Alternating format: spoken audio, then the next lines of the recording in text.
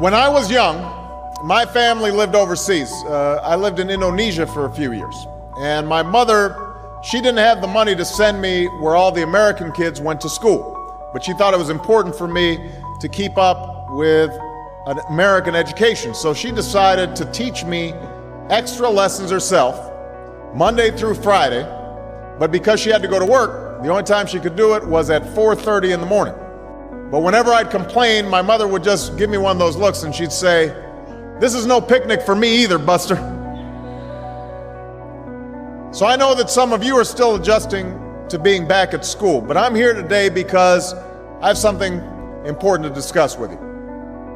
My father left my family when I was 2 years old, and I was raised by a single mom who had to work and who struggled at times to pay the bills and wasn't always able to give us the things that other kids had.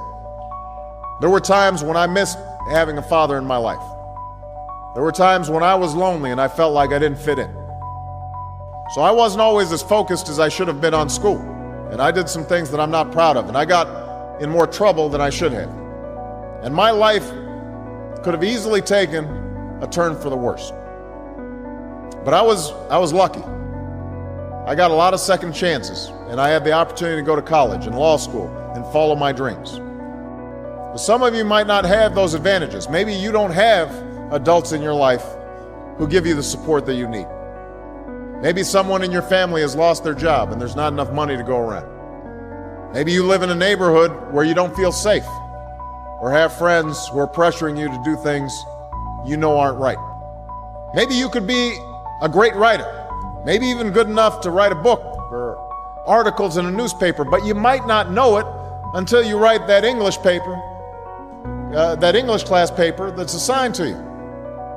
Maybe you could be an innovator or an inventor, maybe even good enough to come up with the next iPhone or the new medicine or vaccine, but you might not know it until you do your project for your science class. And no matter what you want to do with your life, I guarantee that you'll need an education to do it. You want to be a doctor or a teacher or a police officer? You want to be a nurse or an architect, a lawyer or a member of our military?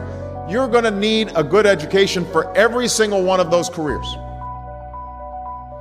You cannot drop out of school and just drop into a good job.